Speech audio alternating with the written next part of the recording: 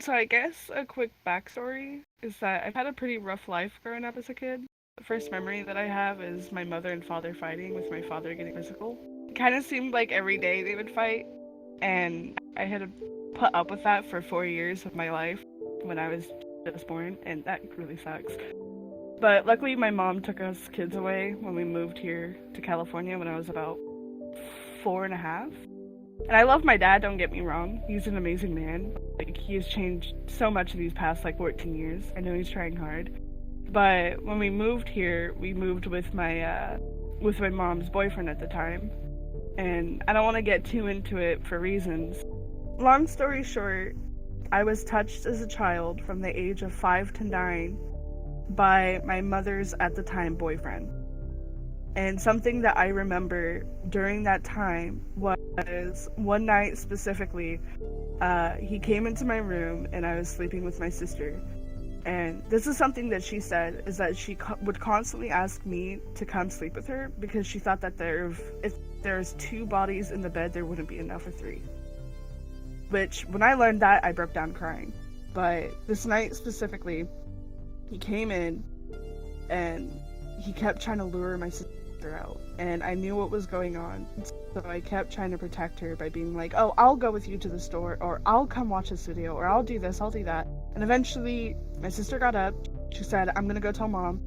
She went to my mom's room and she couldn't tell her because she was so scared. And by the time that, my mom went to go check on everything, he acted like he was asleep on the couch, and he did that a lot. So there's been some pretty bad memories there. And him and my brother would get in fist fights because I think my brother had somewhat of an idea, but not really. But he was trying to protect us girls, and I just remember my room getting thrashed and torn apart because they would fight all throughout the house, and to get from the front door to the back door, you had to go through my room, through his room, and then there's the back door.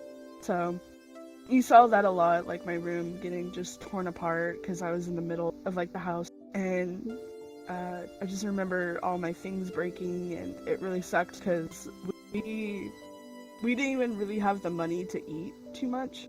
My mom will never admit to this, which is okay. She tried her best as a single mother. My brother and my sister would sometimes go without eating dinner, so I, the baby, could eat. And I don't know. It just sucks. You know what I mean? It sucks to hear about that stuff and to learn about it, and to not realize what was going on as a kid. But I could have taken him to court, and the reason why I could have is because I was able to Google his first, middle, and last name. I know everything. And I was actually able to find an address. I was able to find his parents' addresses. I was almost able to get his full number, and I had the money to actually get it. So if I was able to call him and he admitted to it somehow, I could have used that against him. In Oregon, it is legal, perfectly legal, to record phone calls without consent. And I would have had my case set and done. That would have been it. But I was stopped by the woman I was with, who I consider an aunt, and that's my mom's friend. I won't say her name. And to this day, that still gets to me, but I'm content with it for now. If I was to do it without the phone call, I would have no sufficient evidence, because the damage that was done there is kind of gone. So even if I was to go get an actual medical exam, we wouldn't know. It's been years. Now, because of this abuse, I have what's called post-traumatic stress disorder, or PTSD for short. So depending on the person who suffers from PTSD, they can have different reactions. Some of these reactions can be nightmares, depression, insomnia. They can avoid situations that could bring back memories of trauma, anxiety, and really bad mood swings. So something that gets confusing at times is somebody with PTSD will have such bad mood swings, they'll get diagnosed with bipolar disorder, when that's not true at all. They had trauma in the past. But something that could be hard with having PTSD is the nightmares, I think. I live with my grandmother right now, and the house that I lived in where the abuse occurred is only 4 houses down. So I see it quite often, which can bring back some bad memories. Because of that, I could get really bad nightmares. At times, like, I'll wake up in a cold sweat just crying my eyes out, and my grandma had to come in at one point and just, like, hold me because it was so bad. But when I was in the 7th grade, I only got 30 minutes of sleep a night for several months. If I was lucky, I would take a lot of melatonin, which you should never do. You should let your body produce it naturally. But I took a lot of melatonin, and I eventually had to take some sleeping pills that my friend gave me. And it got to the point where I ruined my own mother's sleeping schedule because she would go to bed at like 9 or 10, and now she stays up like me.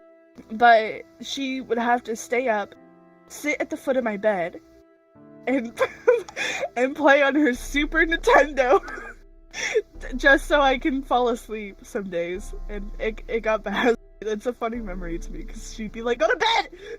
I'm like, "No!" She tries really hard. She doesn't want to admit that this stuff happened to us because she feels like a bad mother, but she's not. She's an amazing woman, and I can't thank her enough for the life that she gave me and how she tried so hard. You know?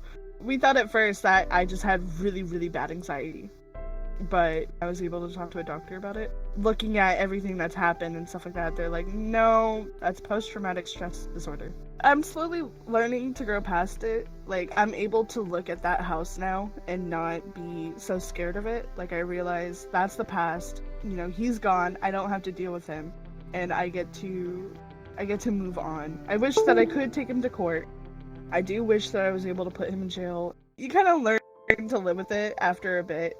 But something that I would advise people to do is to speak out about it more. When you bottle it all in like that, it's not gonna help at all. It just makes it worse because you're suffering on the inside when you should be letting it out. A way that I like to tell people about it is when you're raging at a video game. If you keep it in and you don't actually like rage a little bit, like let that out, like, "Ah, darn, like forget this dude, like how did you let me die, blah blah blah," you know, if you don't do that and you bottle it in, you get more pissed. Using that way of thinking, I've actually made a lot of my friends come out about it more, and they were actually able to tell their families and stuff, which is really great because they were able to get the help that they needed. But my mom didn't understand why I was depressed or why I had anxiety or why I was this or that. And we eventually grew apart and she kicked me out. Some people have families like that, and if you do, then I would encourage you to reach out to somebody else. Reach out to a close friend, or, you know, go see a psychiatrist or a therapist, or, you know, you have all these things you can do. There's online forums you could go talk to, you know, there's live chats you're able to do, there's phone calls you can make. Just do it.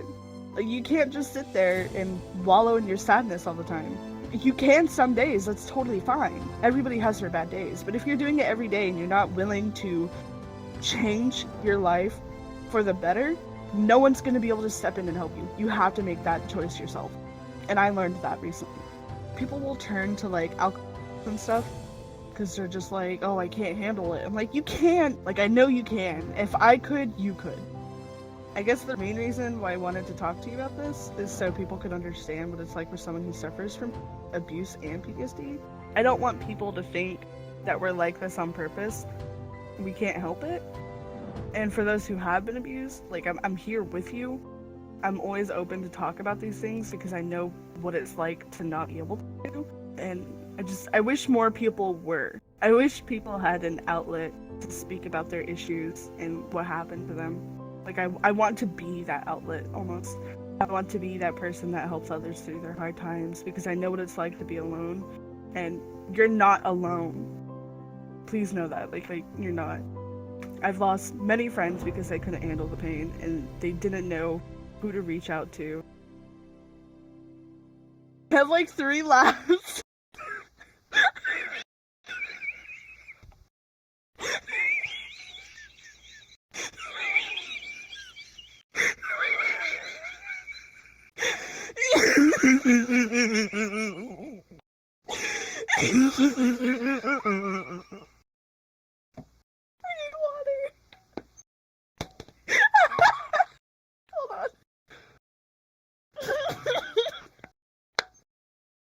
I'm tearing up from laughing.